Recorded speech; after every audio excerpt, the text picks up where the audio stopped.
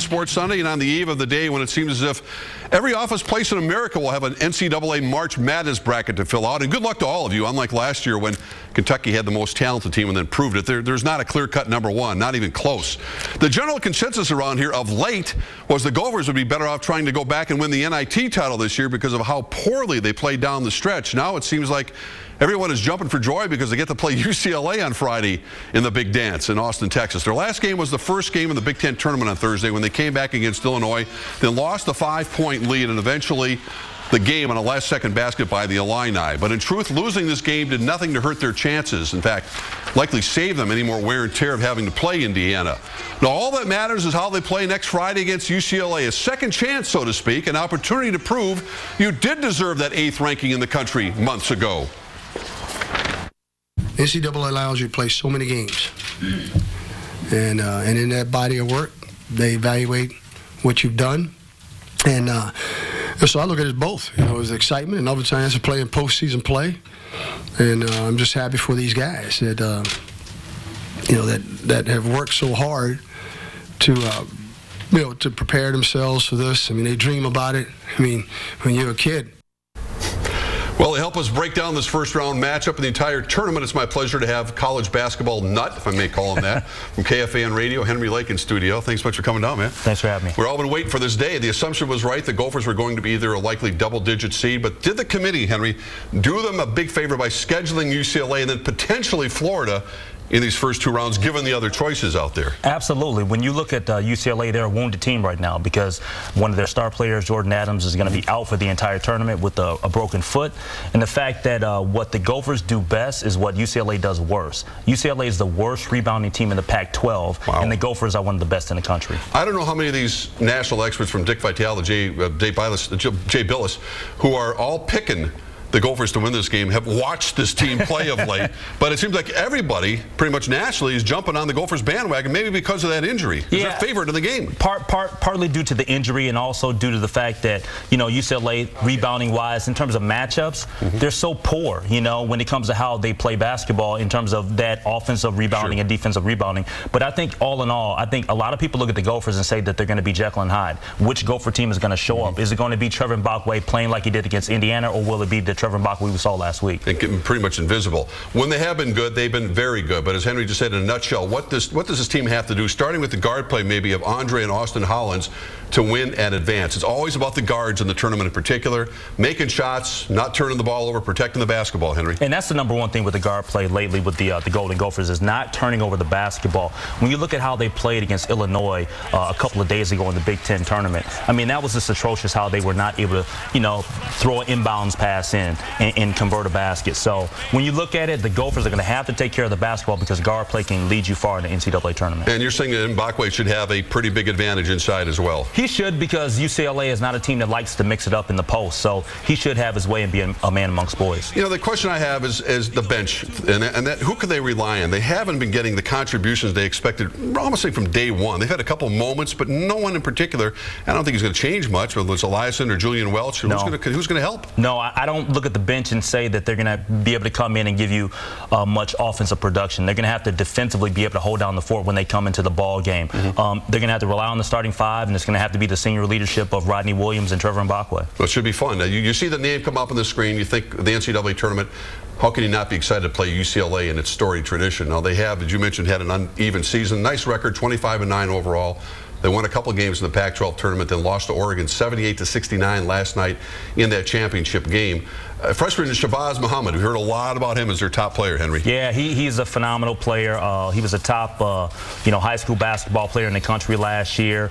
He's one of those guys that everybody's looking at and saying is going to be one and done. Actually, Ben Howland, the coach, has already announced that Shabazz is not going to come back next year. He's a 6'6" guard forward. He takes a lot of three-point shots, too. Yep, he's very versatile. You know, a tall kid who can do a lot of things on the basketball court. You know, I mentioned they lost their top freshman guard, Jordan Adams. He limped off with a foot injury and then needed surgery, which is a huge loss for this basketball team. Yeah, a broken foot, and he's done for the entire tournament, and the Gophers really lucked out on that one. So you're saying that, again, they're not a real physical team. They're the worst rebounding team, and we've seen the Gophers have those opportunities. Do you think it's going to be a fast tempo game? Because that's sort of polar opposite of what we see 99% of the time in the Big Ten. And the Gophers have been good when they play transition. I think a lot of fans here locally have said, why don't they play more transition and get up and down? But UCLA, they don't mind getting up and down because they'll knock down some shots. Well, the thing is, too, the Big Ten plays such good defense. We've seen that over and over. I mean, you heard Tom Izzo saying, I'd rather play the Lakers right now than another Big Ten team, tongue-in-cheek. But, of course, you get the gist of what he's saying. Yeah, for sure. And when you look at the Gophers, to me, their identity is going to have to be defensively. They're going to have to lock people down. I mean, even if they get past UCLA, they would have a tough matchup against like a team like Florida. And Florida's a team that's not overly physical, but they like to get up and down in transition too. Well, this is going to be a new experience for practically the entire team. And Mbakwe played 1 minute his freshman year in the NCAA tournament. Rodney Williams is also a freshman, and the Gophers lost to Xavier in the first round 3 years ago. He played 1 minute. Rodney and Austin Hollins were the two players available to the media after this selection. Despite the late season swoon, Williams is obviously anxious to take advantage of this last opportunity in his college career. I think every time you go out and play, you want to go out and prove something. You know, make it known that we're a team to be reckoned with. You know, we know how good we are, and we know that Illinois loss hurt, but we can't. This is a new chance for us. We can't go back and worry about what happened in that Big Ten tournament. We get another shot to go out there and play, and we're gonna make the most of it. You always have memories of watching the tournament and seeing all the teams playing, and it's exciting. You always dream of getting to this point, and now we're finally here. So we're gonna work as hard as we can, and we're prepared to the best of our ability. Again, Henry, interesting, and I don't know if you heard some of these comments, the national experts and how they reacted to the pairings today. Once the Gophers were announced, they almost all jumped on the Gopher bandwagon, from the guys at CBS to ESPN's Dick Vitale. And the Bruins will take on Minnesota. Whoa. Number 11 seed, the Minnesota Golden Gophers at 20-12. Terrible draw for UCLA. The athleticism of Minnesota matches up really, really well, whether it's Trevor Mbakwe or Damian Williams with Shabazz Muhammad. And keep an eye on UCLA, not noted as a great defensive team. Minnesota could be one of the sleepers in that region. Now, this Minnesota team, tough rebounding squad. They've been mercurial. They've been all over the place. But Minnesota, I think, is a very bad matchup for UCLA. 100% Minnesota beat Indiana at home, but then has some really bad losses down the stretch. But it wouldn't surprise me if Minnesota was able to beat UCLA and then beat Florida also as well. Minnesota rebounds the dickens out of the ball. UCLA plays dodgeball. All right, UCLA is last in the league in rebounding. All right, they don't go anywhere near rebounds. That is a horrible matchup for UCLA. Right now, Tubby Smith and his kids, I believe, number one, they definitely beat UCLA. I feel very strongly about that. And I also think they will have a great chance to go to the Sweet 16, because I think they can get by the winner of Florida, who should win over Northwestern State. Gophers, baby! I mean, that was Doug Gottlieb, Greg Anthony, Jay Williams, Jay Billis, and Dick Vitale. I don't even know why UCLA is even showing up. And I love Jay Billis. He's my favorite college basketball analyst. I mean, truthfully. And everybody's picking the Gophers. I think they're going to be favored in Vegas, I think. That's just, they are. They're 3-point favorites in that game. So it comes down to this. Again, it's Sunday night. I really haven't checked the brackets, so I'm sure by Tuesday, I know I'll be changing my mind. But, Henry, here's your Final Four. Go ahead. Talk about it. I'm going to roll with Michigan State, Ohio State. I got a couple of Big Ten teams in there. The Kansas Jayhawks and Syracuse. Syracuse? Yeah, you know, I'm trying to mix it up a little bit. I got a 4 seed in there. I understand. Well, What'd you go with, all number ones? No, I did. Let's take a look at my Final Four. I know this pains me to say Duke, but I'm taking them. I just think they're just going to be too strong. Gonzaga, number 1 seed. Okay. I got Indiana. I just like the Big Ten, and I like Michigan. They're kind of the sleeper. They've been the forgotten team, and that's sort of the way things work out. Let me ask you, getting back to the Gophers. Yep. What does Tubby Smith have to do? I mean, you heard all the guys picking him. Keep his job. You think he's got to see that he's secure for the future here? I think that he obviously needs to win a game in the tournament. I don't know if he needs to get to the Sweet 16 or not. I know with the buyout situation, we can all sit here and say that you know, there's a lot of money that needs to be ponied up, but is somebody willing to do that? I just think he's going to be around next year. Well, $100,000 he got today. That's the bonus for making the tournament. I think he gets another $50,000 if he wins one game. That's nice. Yes, I say it's nice. It works out pretty well. And this is a team that really is kind of a Jekyll and Hyde type of basketball team. We've seen their best against Indiana and the worst against Nebraska, Northwestern. Different tempo, and I think that's why people are thinking the Gophers will be able to kind of dictate that tempo on Friday night. Which team shows up? Because when I watched UCLA a couple of nights ago, they started off fast against Oregon. When Oregon stepped up their play, UCLA backed down. We'll be checking with you, of course, throughout the tournament. Looking forward to that, Henry. And, Absolutely. It's the best time of year, is it not? I love it. Yeah, next Friday night. You gotta love the madness. Game. Yeah, I think it's about 9 o'clock. The Gophers play. By the time the Gophers play, there'll be one of 33 teams left. So there is that. Speaking of Final Four, it's almost here for the Gopher women's hockey team. Thanks to a thrilling 3-overtime victory over North Dakota. Up next, 3 stars of the game, including the winning goal scorer. What a night it was. Stay with us.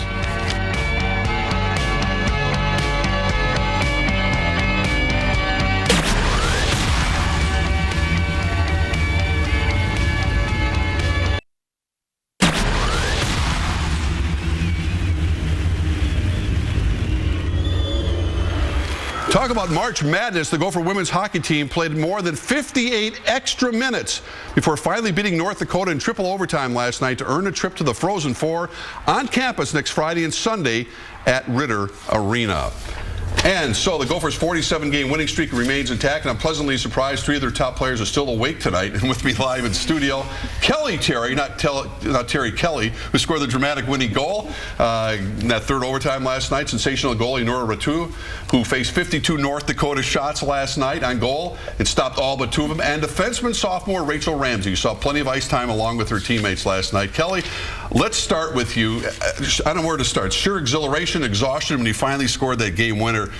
Almost going to a 4th overtime last night. Yeah, was in the last minute of the play. I think I got to give a lot of credit to Rachel Bono. She made a really good play to get to net. I honestly don't even know how it went in, but at that point, I don't think any of us really cared. We just wanted it to be over. Just get it over with. Yeah, exactly. You're thinking, oh my goodness, we're this close to going to a 4th overtime. Yeah. Unbelievable. Nora, was it difficult for you in goal to stay mentally as sharp as long as you had to, knowing any just wrong bounce of the puck would end your season and your Gopher career? Well, I mean, I was just saying in my head, like, I'm not done yet. I know that could have been my last game, so I was like, geez, this won't be my last game. I just want to play next Friday. And the other thing was my family were watching that game live there, so I was like, oh, well, nice. they didn't travel 20 hours here to watch me lose first time this year, so. Now, is that the first time they had a chance to see you? That was my mom's first time. And she was here from? Finland. From Finland. Yeah. Unbelievable. So she got extra money, extra attention for her money last night. And Rachel, what was it like for you to be for this Gopher team to be tested, which has really rarely been tested all season, to have that kind of environment and the tenseness of that game last night? Yeah, it was crazy. I think we were all dead by the end of it. I was telling myself on the bench when Kelly scored, I was like, 1 more minute, 2 more minutes, I can go sit in the locker room and get a breather. So it was crazy, but I gotta say it was probably the most fun I've had all year. I was almost too tired to celebrate last night. Oh yeah, you look at Kelly, who was laying on the ice after getting knocked down there. She didn't want to get up. No. Well, let's look at the pairings before we look back. Let's look at the pairings for next Friday NCAA semifinals at Ritter Arena. Minnesota versus Boston College. That's at 5 o'clock. Then Mercyhurst against Boston U at 8 o'clock. The championship game, 3 o'clock next Sunday. What do you know about Boston College? Anything? We don't know much. Out of conference team, so it'll be fun to play them. I mean, we saw North Dakota 6 times this season, and you know, when we're playing a team that we've played so often, it's almost harder because you know each other so well. So to have a fresh team like that's going to be awesome. Well, let's review what happened last night. The game could not have gotten off really to a better start for the Gophers. Kelly, Hannah Brandt scored her 31st goal, just 52 seconds in the first period. Maybe you're thinking, here we go again. We're going to have a pretty good time tonight, right? A nice start for you. Yeah, for sure. Playoffs, though, anything can happen. So we definitely didn't need to take our foot off the pedal, and I think we did there for a bit, which was not ideal, but we managed to turn it around. So. And Nora, you had gone like 6 games without giving up a goal, so it must have been kind of a weird feeling seeing one actually go in as North Dakota came back and actually led 2-1 here. Yeah, it was kind of weird. I mean, I was in a pretty good role, but I think it was a good reminder of how much I hate getting scored on. And, I'm sure. And yeah. But Rachel, your own power play, Amanda Kessler came back, her 44th goal. No scoring in the 3rd period. Hard to kill off some power plays in their first overtime. And finally, Terry, I think this is it here. Here's the game winner coming up here. Did you know it was good right away?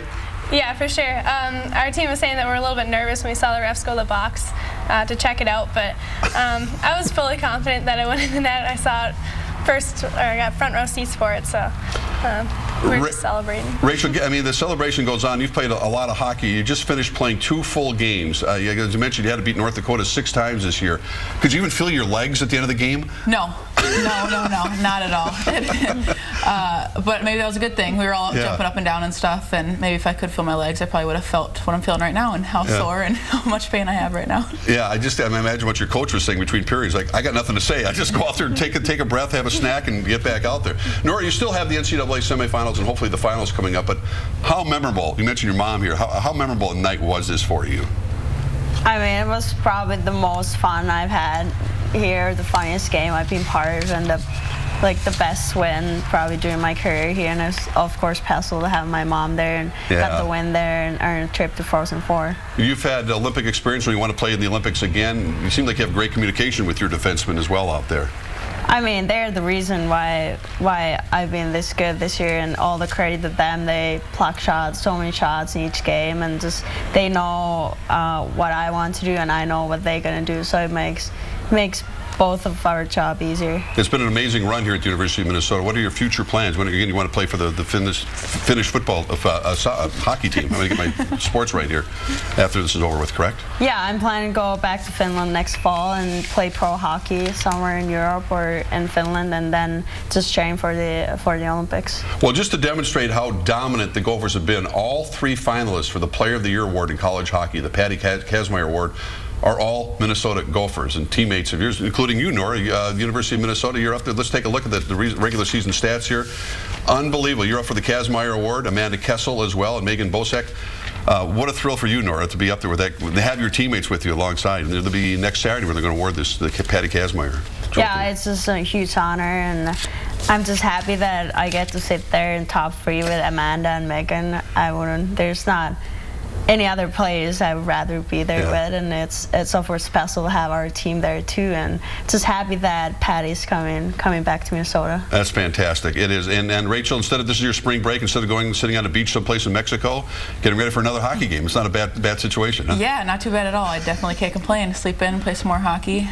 Always good when your season goes 1 week longer. Well, more fun for the hometown fans next Friday against Boston College. Congratulations to all 3 of you. Get some sleep tonight, and congratulations on giving us a big thrill last night for that 3 overtime win. Appreciate you coming in. Thank you. I may have to play some golf here too. Up next, golf season needs to get here one of those days, doesn't it? I think so. So we keep looking wistfully ahead to warm weather with another in our 5-part series on golf tips. Up next, 3 tricks to help with fairway bunkers. That looks good. Stay with us.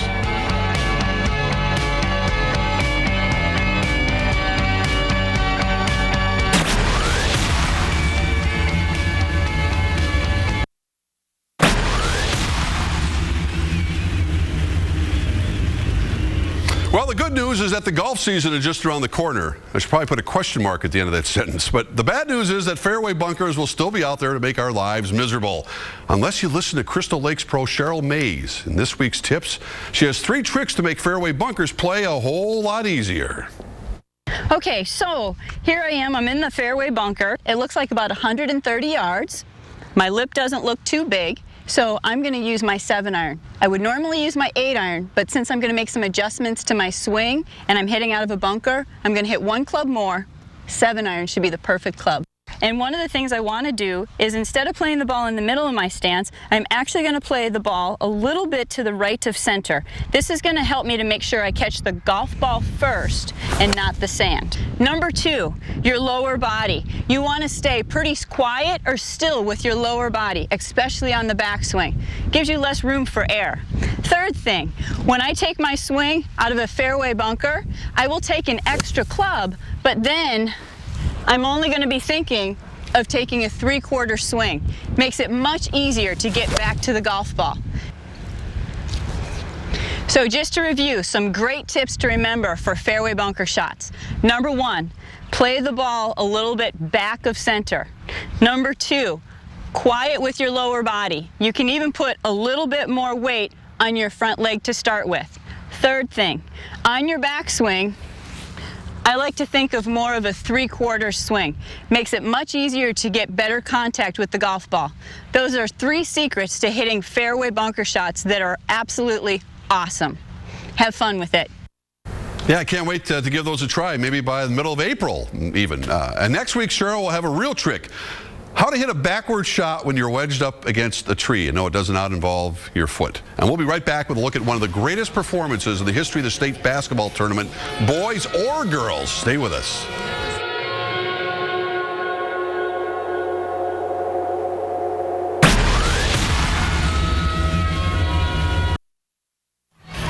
If you missed the girls' Class 2A basketball championship yesterday afternoon, you missed something special. Bram's Rebecca Dahlman scored 32 points, 30 in the second half against New Richland, Heartland, Ellendale, Geneva, but was overshadowed by this young woman. The star player on the other end, junior Carly Wagner, busted loose for a state record 50 points to lead her team to a 1-point win and the state championship. Wagner already held the tournament record with 48 in the semis. Dahlman went over 5,000 points earlier in the week, will play at Vanderbilt next year. Wagner is just a junior, but she's already committed to play for the Gophers. And the respect that they have for each other and how much fun they had playing against each other was evident in their post-game comments. It was really a thrill to watch and a real testament to girls basketball in the state. Keep in mind, the boys tournament starts on Wednesday. Tyus Jones will be here, and all eyes will be on him as well. Thanks for watching Rosen Sports Sunday. We'll be back next week following the first weekend of the NCAA basketball tournament and the women's hockey Frozen Four. Till then, good night, everyone.